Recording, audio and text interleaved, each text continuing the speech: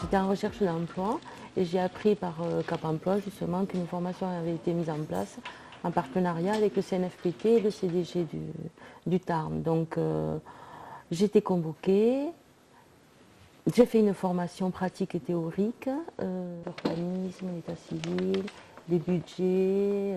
À la suite de ça, le CDG m'a rappelé pour me dire qu'il y avait un remplacement à faire à la mairie de Perrin-aux-Montelles. Et depuis, je suis là depuis un peu plus d'1 an. Et voilà, ça s'est bien passé, très bien passé. Un super accompagnement de tous les organismes. Moi, je me suis sentie portée.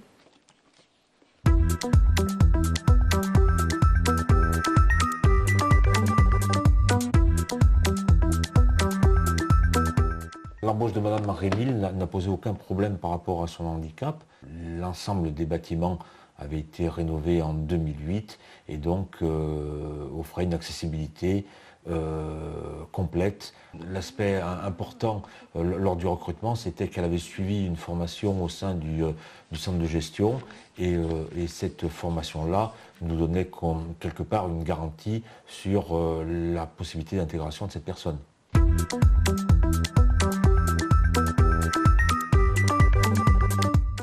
C'est une convention tripartite entre le Cap Emploi, le CNFPT et le CDG. Cap Emploi sélectionne des personnes en situation de handicap pour participer à cette formation. Le CNFPT est là pour former, autant sur le plan théorique que pratique. Et le centre de gestion est là pour un peu piloter l'itinéraire de formation et proposer des remplacements à ces personnes qui ont suivi cette formation.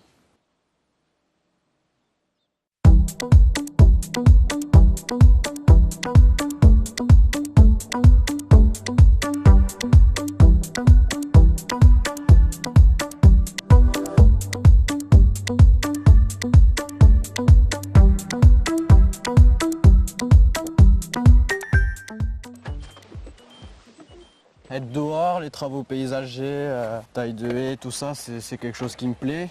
C'est physique. J'ai eu mon CAP en 2 ans d'apprentissage et je suis reparti pour 2 ans de bac pro en aménagement paysager.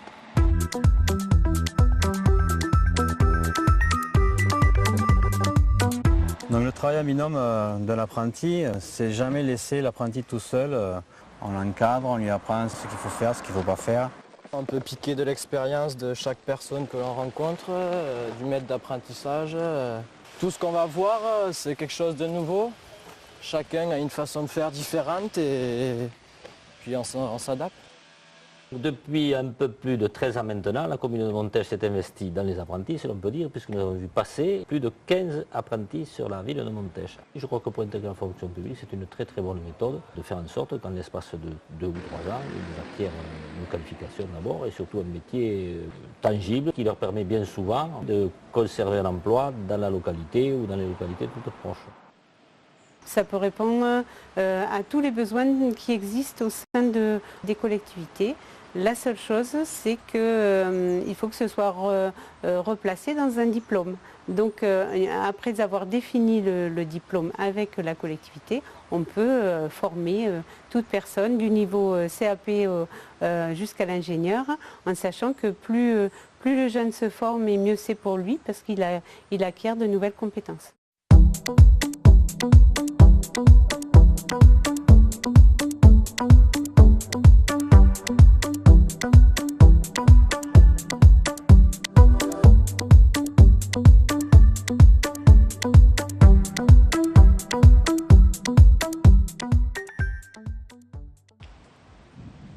Mes missions temporaires ont débuté en octobre 2011, donc pour une durée de 3 mois dans une collectivité.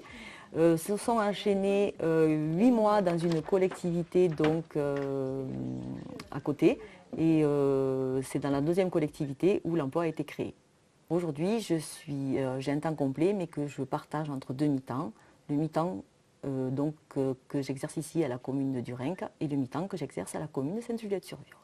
Le fait que j'ai pu m'investir dans la collectivité les 8 mois avec le service de remplacement, je pense que ça a été aussi une bonne période d'essai pour les élus qui ont vu mes compétences et qui ont pu en juger. L'objectif, c'était d'être titulaire. Bon, je ne pensais pas être titulaire aussi rapidement et aussi près de mon domicile.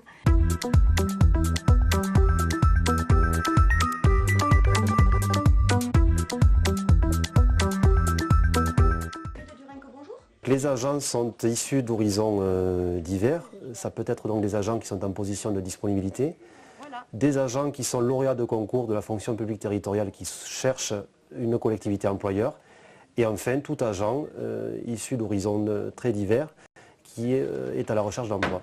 Les collectivités donc, qui font appel à nous sont des collectivités donc, rurales, collectivités un peu plus importantes pour des surcroîts de travail par exemple, ou bien des établissements publics locaux, dans le cadre de congés de maladie d'un agent titulaire ou bien maternité, etc. Dans l'urgence parfois, d'où la réactivité qui est demandée aux agents intervenants. Avec le recul que nous pouvons avoir depuis le développement du service il y a 3 ans, nous avons réussi à pérenniser environ une 20aine d'agents dans le département.